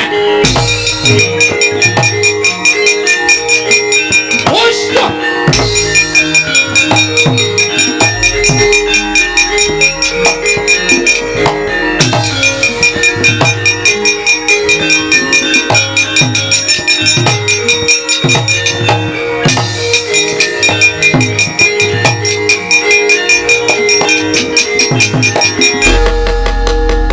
mlayu-mlayu ning ngowo. Matur Ndara Baladewa sewu lepat diaku mangsami nggih Den. Yo, ning ngowo. Piye kabare peperangan jroning Karang Kadempel? Werkudara ingkang nalika semana sagung ngundurake Prabu Panggulan Jagat. Lah kok dadi ora ana kabare malah kowe mlayu-mlayu kaya bocah cilik iki ning ngowo? Sewu lepat nyuwun pangapunten. Nggih. Kula munjuk atur ngesanipun Sya Prabu Baladewa. Ya piye? Iki kok semanten kula nonton ingkang sami perang Ndara Werkudara nggih majeng, Ndara Janaka nggih majeng. Ya. Pinanggih kan Prabu Panggulan Jagat sing ajeng boyong Bapak Semar. Ya sabanjure. Dumadakan sareng sami aben ajeng. Ndara Werkudara. Lho. Kowe kok nangis ngopo? Ndara Werkudara sinuwun. Bendara Werkudara ya kene. Ndara Werkudara kenging Painah. Painah iki sapa? Apa, Gong? Painah ora. Sing apik to. Hah? Panah. Kenging panah. Ndara Werkudara nglumpruk tanpa daya. Lajeng Ndara Janaka nggih majeng. Ndara Janaka ya nglumpruk tanpa daya. Lajeng Ndara Puntadewa ya maju. Ndara Puntadewa ya nglumpruk tanpa daya. Ndara Puntadewa, Ndara Werkudara, Ndara Janaka kepingkut musuh. Lah iblis larak. Gugu ngarepe dhewe Petrus mingkir ratune tak golekane tak ajare ngene ati.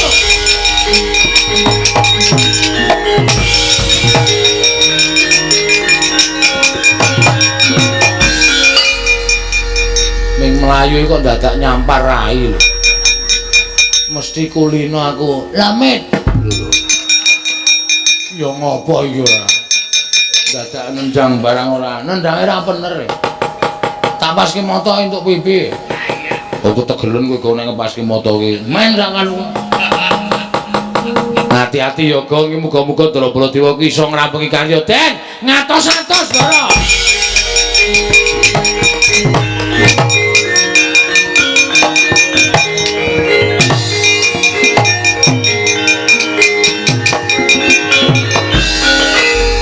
Narendra Mandura Prabu Baladewa. Aku ora butuh Baladewa.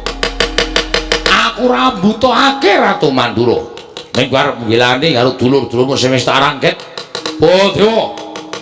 Kowe arep mbelani karo Werkudara, Janaka karo Puntadewa, tiban pusakaku ora tak gawe tekaning pati. Ning tak gawe kewirangan nggonmu. Urip ana ing alam padang saka panguwasaning Kyai Candrawirayang Baladewa.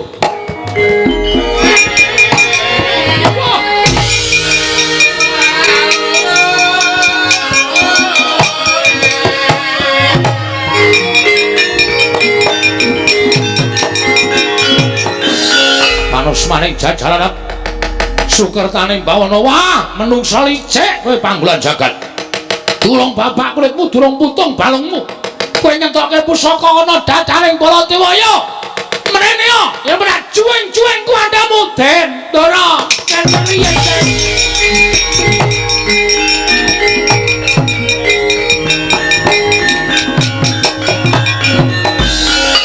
Petruk ngopo Petruk? Petruk ngopo? Sampean kok mboten krasa. Sampean le tumbas jaket teng pundi? Jaket dengkulmu mlocot iki aku arep nesu. Nggih, ning sabar iki. Mengko sampean ngerti niku mesti sok. Kucinge sapa ya, Tru? Kucinge sapa dengkulmu mlocot ora? Apik iki. Anggota, anggura. Ngarani anggura kok anggodo iki munyuk kok. Sing ribu-ribu lho. Ha iya kae anggura. Oh gedhe tenan iki jumbo iki. Kowe ngerti ora Gong iki sapa Gong? Mbah. Den, piye? Ngerti ra? Lho. Kok iso ngono-ngono? Aku dhewe ya ora ngerti. Ming Prabu Panggulan Jagat kok ngeculke selang biru. Mana selang iki apa kaya ngene selang biru macrep ngono Ndara Baladewa kuwi iso wujud kaya ngene. Dikandhani ah. Mesake nang ngono kuwi, Den. Kowe nggo pengilan ora lho? Nggawa. Pengilan ngotan bunder lho cilik.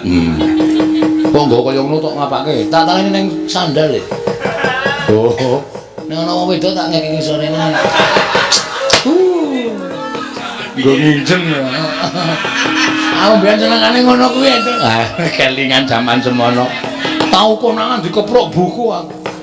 Wong edan kok kowe senengane ora. Den.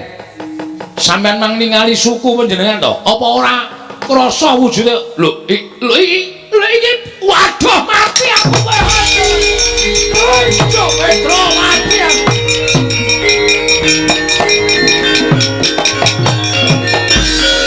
Waduh mati Petro iki aku piye iki? Petro iki aku dadi kaya ngene iki piye Petro? Lho dhewe yo ora ngerti. Iki sampean kenging panah nesu-nesu wae terus ngerti-ngerti wonten kebul makbul. Ilang wujud Ndara Baladewa wujud macan. Waduh Petro, ati aku.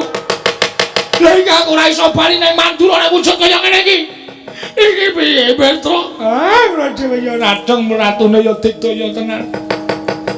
Piye kok? Ana malah aku golek sirkus. Heeh. Iki didol ning sirkus payu larang terus. Tenan terus. Macan bisa bicara. Bakong tak kletak ndasmu mudhar ora. Ora sembrono aku ki ratu Gustimu didol ning sirkus. Sirkus ki apa? Rasa dijelaske namanya. Butuh waktu. Ngeten mawon. Piye Petro? Sowan Bapak Semar. Sampeyan wujud kaya ngeten iki kok sebabe apa, dalarane apa lan kudu kepiye?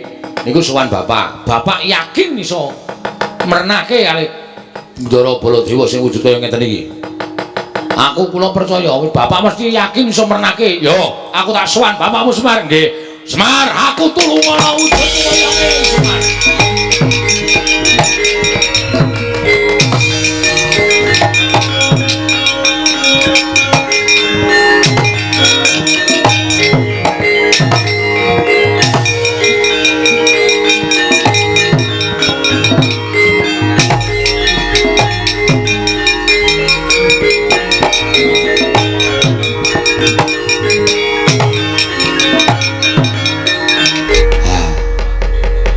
Petro iki sapa Petro?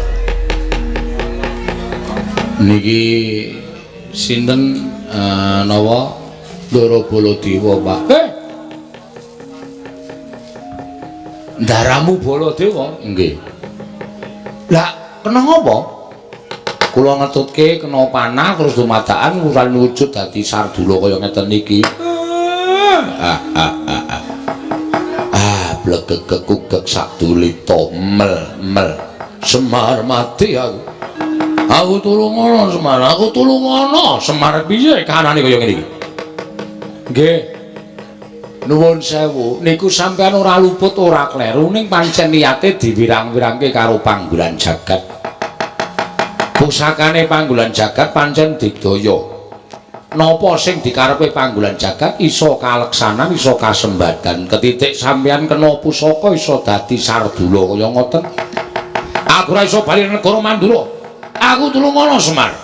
Aku tulung ana iso bali nang negara Mandura pulih kaya wingi wujud nata Mandura Prabu Baladewa. Nggih. Ning enten syarate. Syarate apa? Miturut petungan kula sampeyan iso dadi Baladewa malih wujud menungsa lumrah. Nek sampeyan kudu iso nemokke teng pundi Ndara kula katelune Ndara Puntadewa, Ndara Werkudara, Ndara Janaka le dikunjara kali Panggulan Jagat. Nek sampeyan iso nemokke, iso ngluwari Ndara Puntadewa, Ndara sinten niku Werkudara, Ndara Janaka, kula kinten sampeyan bakal bali kaya wingi-uni. Ning nek sampeyan ora iso nemokke Gusti kula katelune, lha nggih sampun nyuwun pangapunten. Kula ora iso pripun-pripun sampeyan tetep wujud kaya ngeten selawase. Aduh mati aku Petro piye? Anggen niku kudu dileksanani, goleki mawon. Mula sampeyan mang lunga saking mriki mang goleki teng pundi durunge Ndara Puntadewa, Ndara Werkudara, Ndara Janaka le dikunjara. Kula kanteni anak kula Petro Nalagaring Bagong. supaya sampeyan aja nganti dioyak-oyak wong desa, dioyak-oyak para kawula disengguh macan tenanan. Yo. Sago mboten? Yo, aku sago. Nek pun sago, mriko mang mlampah liwat mburi mriki mawon ndak ketemu panggolan jagat. Petruk Bagong daramu iki tutno. Waduh. Tutke macan, Gong. Ayo wis mudhun derajate. Mau ngetutke satriya saiki mengetutke macan. Ora apa-apa. Engko nek ngelih ati dikresak. Bagong aku ora doyan daging. Macan kae aku pangananku kaya menungso. Oh, nggih pun, soalé mengko nek tiba-tiba sampean lapar terus kula pas nunggu sampean terus maem ya cilaka temene. Ayo. Pun monggo den kula dherekaken. Ayo Petro aku turno. Monggo Gus kula dherekaken Pak kula tak ngetutke anu napa macan. Iya sing ati-ati jaganen aja nganti dioyak-oyak wong Karang Prabisan.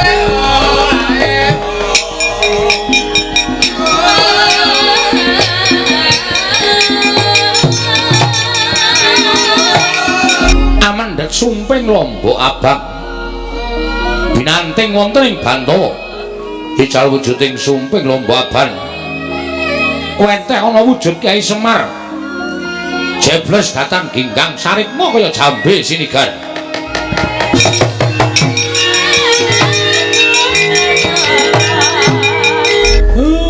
Semar kowe gaweanku kowe tak utus yen mengko ana ratu sing tekan kene arep boyong karo kowe manuta aja selak ya.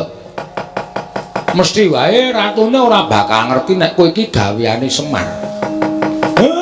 Aku tak ngatas kelawan dewaku.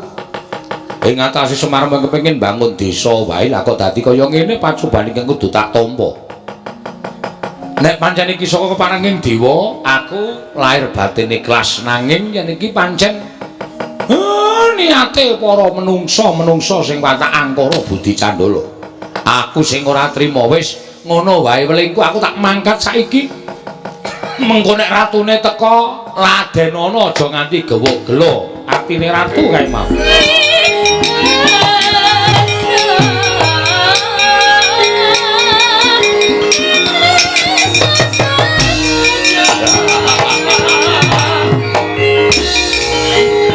Nadyan kowe dipageri karo menungsa sing padha tresna karo kowe nang nyatane kabeh ora ana ingkang monggo pula mungsuh aku. Swar. Dina iki kelakon penjangkangmu lu bakal mboyong karo kowe. Ming dijaluki tulung supaya gawe srana. Negaraku kilang pagebluk lah kok dadi kowe malah sajake ngewak-ewakake ngias. Ayo kowe saiki ora ana sing bakal menehi pengayoman karo kowe.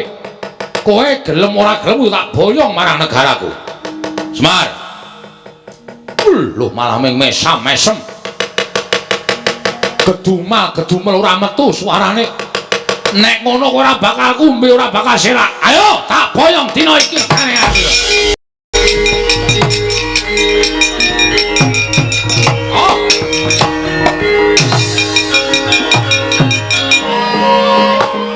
Nolo garing dalem den Petro wonten dawuh Ndara. Ponokawan Bagong wonten timbalan. Wah, rumangsa bingung rasaku. Ndak kira gampang apa ya menyang didununging para Pandhawa ning kepikut mungsuh. Lah kok tinemune angel digoleki. Nadyan wis nasak pirang-pirang alas parandene ora iso ketemu kalawan ingkang Dak Upadi. Ning nggih ampun lokro, tetep kudu ditutuke. Napa sampean purun dadi macan terus kaya ngoten niku nek mboten kelem nutuke.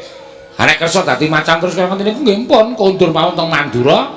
Mboten sanggoleki Ndara Pandhawa. Lah wong sampean ya ora terus semangat kok ya.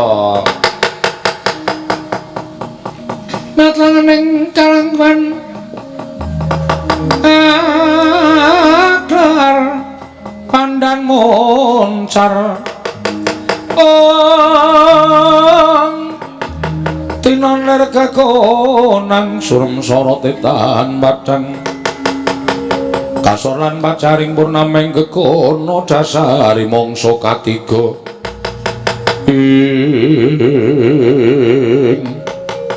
yen to pancen kaya mengkono ayo Nala Garing Petruk Bagong goleki meneh menyang endi papan jenenge para Pandhawa mulih mlebu teng pakunjaran. Monggo Gus kula derekaken monggo Den.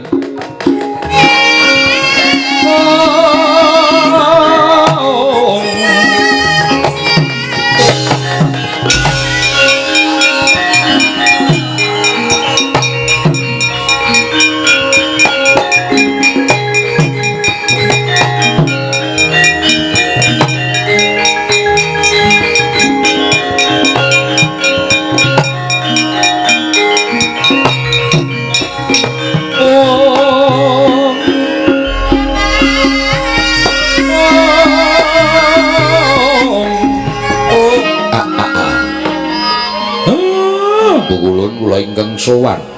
Iya. Ismaya ulun wis mangerteni kita ingkang abiyantara ning ngarsa ulun bayana parigawe apa Semar.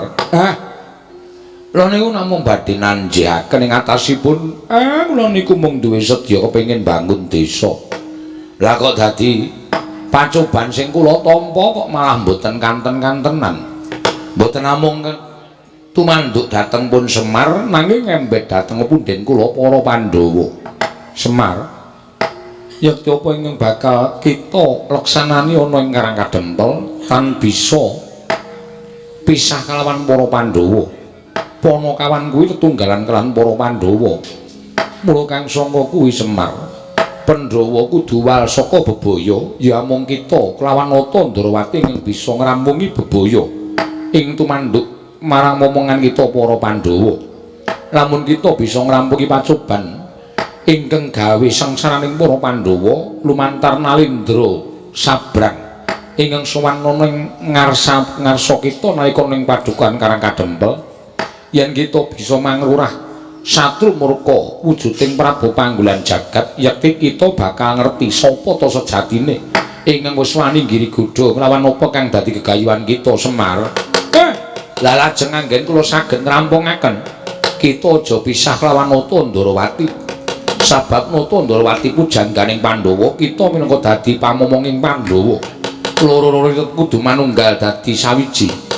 Mara kita enggal mudhuna ning jagat golek ana Nata Ndrawati, sawise iku golek ana para Pandhawa nggone padha dibondo dening menungso ingkang watak angkara budi candala Kesemar Badranaya. Kula nyuwun pamit ulun sing ati-ati aja kaya bocah cilik.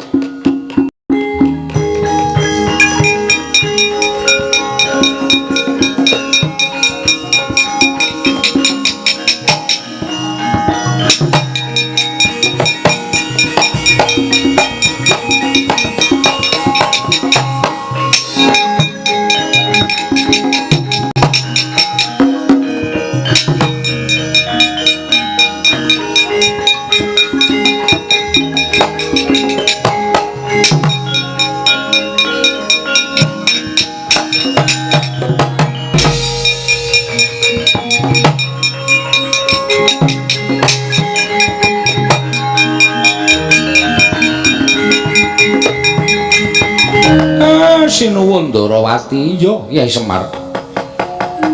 Karang Kadempel geger kok sampeyan mboten ngetok. Mergo aku wis ngerti ana ingkang bakal bisa ngasurake Nalindra ingkang nedya mboyong marang Semar. Tinemune bener Koko Prabu wae nganti kepirangan para Pandhawa kepigut. Lah Kakang Semar saka tindak ngendi? Sowan Sang Asih Prana. Kula namung badhe kepengin nyuwun keterangan supaya kepadang tumanduk dhateng Karang Kadempel. Sabanjure panjenengan niki kudu sing ngrampunke sampeyan kalih kula. Monggo para Pandhawa kepigut Kyai Semar. Goleki ampun nganti kelangan Pandhawa.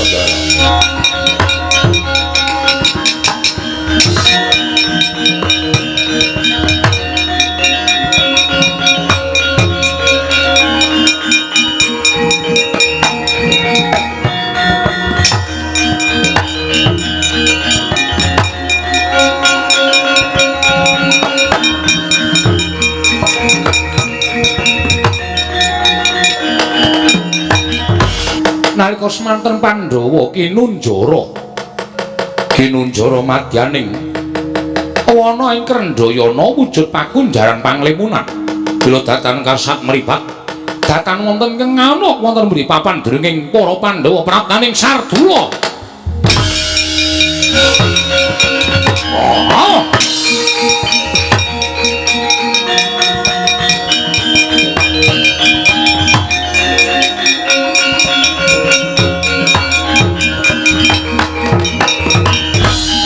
Petro wonten dawuh Den dina samengko wis kecandhak menyang endi dununging para Pandhawa. Sampeyan niku ampun ngawur wong niki alas kaya kenten kok kecandhak pripun.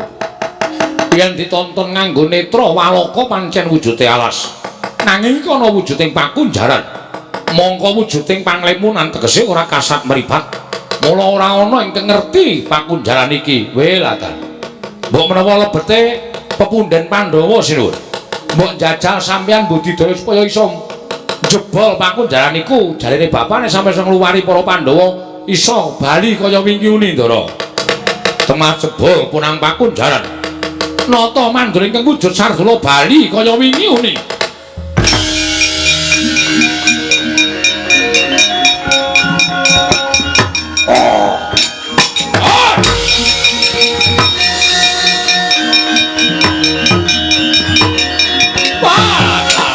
Aduh Yai.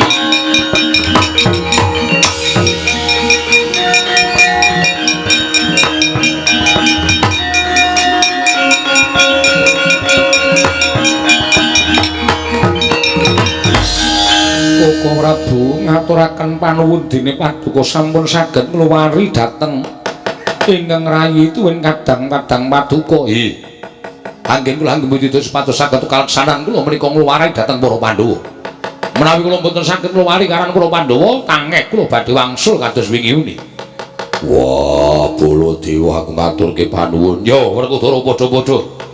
Koko Prabu kula ngaturaken panuwun. Ya, Arjuna.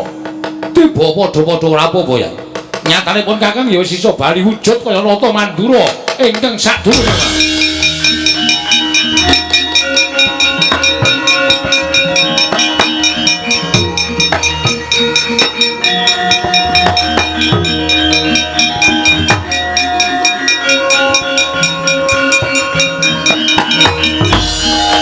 Iki Yai Kresna, iki Koko Prabu kasinggihan mekaten. Saka endi? Budidaya supados saged ngrampungi perkawis menika kaliyan Kakang Semar. Weh, lah dalah iki yo Semar malah wis tekan kene. Nggih. Lah kok ora digawa karo ratu sing ngamuk ning Karang Kadempel mau. Kula budidaya supaya iso aja nganti kepikut dening Nalindra wau. Sabanjure piye? Koko Prabu kula suwun Kyai Prabu Darmaksuma lan Werkudara menapa dene Janaka supados kadherekaken wangsul tawi kondur wonten ing Karang Kadempel. Lho, ora ning Ngamarta. Ingkang badhe gadah damel menika Kyai Semar. Lah Syadi bakal tindak menyang endi lan apa ingkang bakal mbok tindakake? Kula lan Kakang Semar badhe ngupaya Nalindra. Ingkang sampun damel ribet kawontenan Karang Kadempel. Oh ngono. Inggih. Ya, Kyai Prabu wonten dawuh. Monggo kula dherekaken kondur wonten ing Karang Kadempel. Monggo Koko Prabu sangan Kyai Koko Prabu.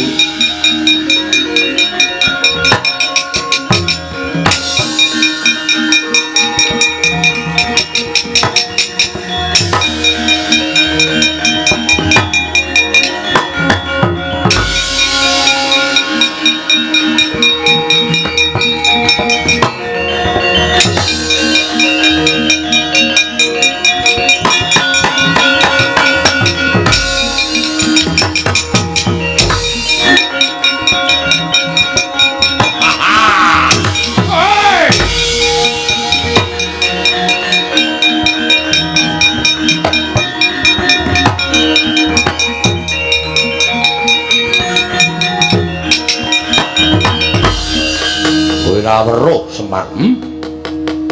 Kondange kuwi wong waskita, kondange kuwi wong awas.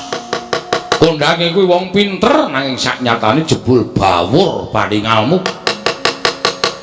Ora tamak kelawan kahanan ingkang saknyatane. Kowe ora ngerti sapa sejatine aku. Nggonku budidaya gawe sirnamu wis tak angkah pirang-pirang abad nanging ora tau kelakon. Dina samengko bakal kelangkon penjaga ngono bakal nyirnakake marang pamonging wong tanah Jawa. Kowe tekaning pati ora ana ingkang dadi pengayomaning para Pandhawa. Pandhawa wong Sukerta ing wis tak kunjara dadi panganing wadya balaku mati dening aku Semar kowe.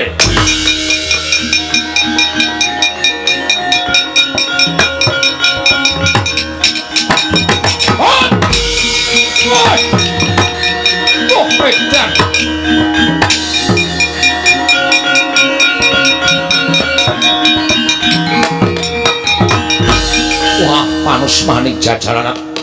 Lah kok dadi diapusi ya? Semar tak pateni wujute sumping lombok abang cetha gaweane amuk legane atiku.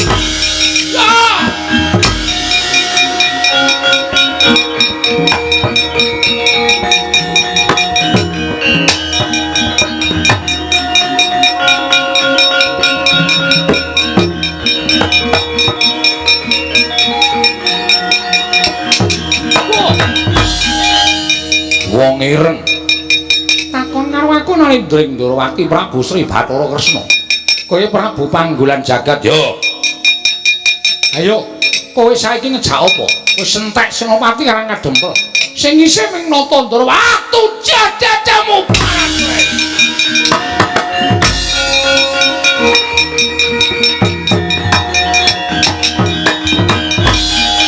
Manungsa ora tatanan gugu arepe dhewe. Ngino karo Prabu Panggulan Jagat Clorong Candra Wilayang ambuh sakenane sapa iki? Wah!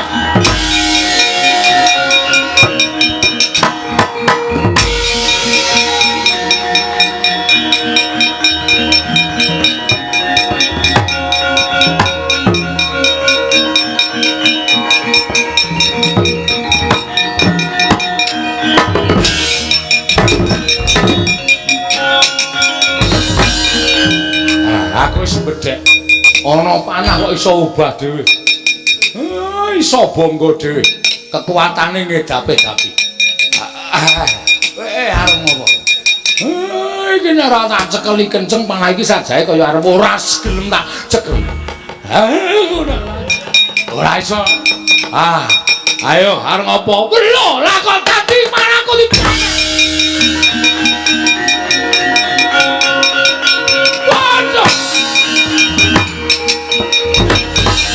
Wah, edan pusakaku digawa dening Semar. Iki pusakamu to, yo. Candra Wilayang nyo tak balekke. Ayo. Waduh.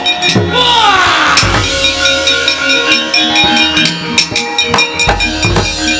Tinujahaken wonten dadaning Sang Prabu Panggulan Jagat. Nalika semanten Ayu Baskara timangsa sirna Margalayu.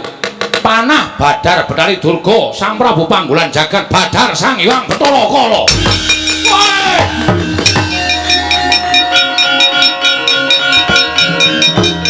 Atopan.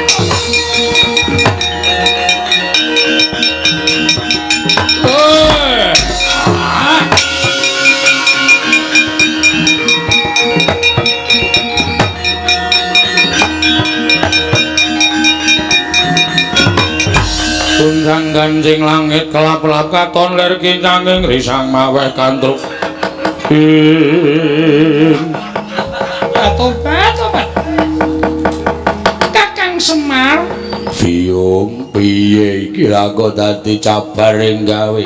Sabar ya kala sabar. Tak tembung karo sing ngawogan, kala sing ngawogan. Aku selak luwe. Iya aku ngerti. Durga iya Kakang Semar inggih.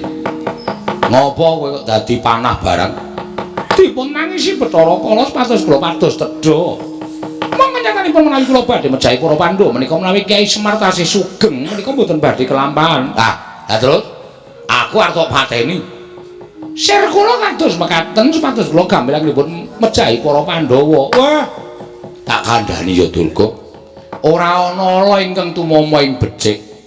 Lho, dadi kowe nek arep mateni karo Semar ya tangeh kelakone.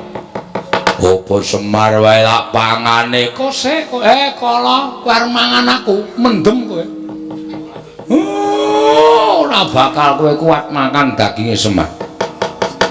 Lagu terus piye? Bethahe Durga jak bali. Jak bali. Kala kuwi jak mulih.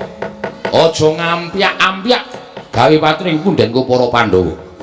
Kowe wani ganggu gawe para Pandhawa, ganggu gawe kawula Karang Kadempel, gedene ganggu gawe kawula negara Ngamarta, konangan Semar malah dadi emput kowe engko. Inggih, ayo mulih. Wadya balamu jak mulih kabeh. Sing picak dijoroke. Atau panas digandeng, sing lempo digendong, sing bisu dijawil. Wadya balamu ganggu gawe dulur-dulurku kali nangka kene aku mbala geni mungsuhe Semar. Nyuwun pamit ya, nyuwun pamit.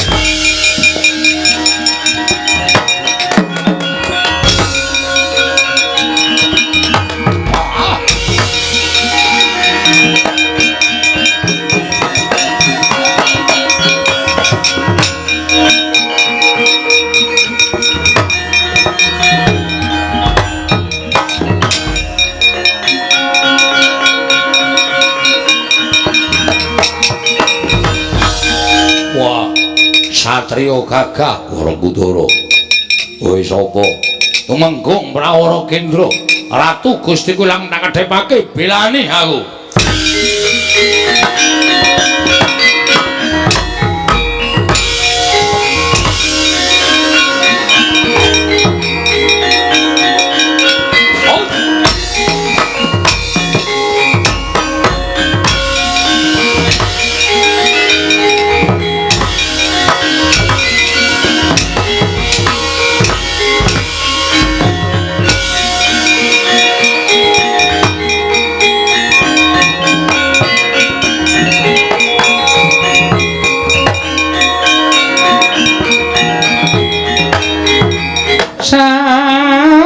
Pucak ing wukir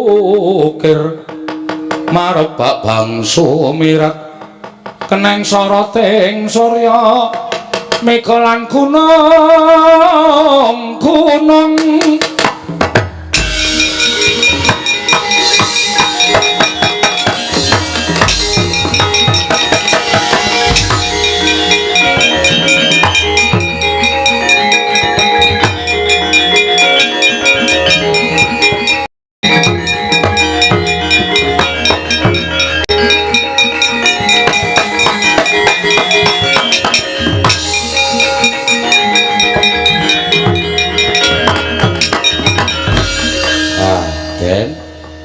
sedaya pun ketingal padhang kutha rencana ing badhe angganggu gawe anggen kula mbangun desa sampun sumingkir awi tetunggalan manunggal Nayok Narapraja Nayaka kan para kawula sengkut gumregut mbangun desa Karang Kadempel supados langkung rukun langkung manunggal mboten saged dipun pisahaken mawi menapa kemawon tentrem ayem Nirbaya Nirwikara Durga Mendhak Kala Sirna lan tansah nampi barokahing Wang Mahanasa ya Semar purnaning gati sura sudrajane ingkang retsa brasta tekang olah Darmastuti rahayung sami makarya rahayung samya pinanggih Ndara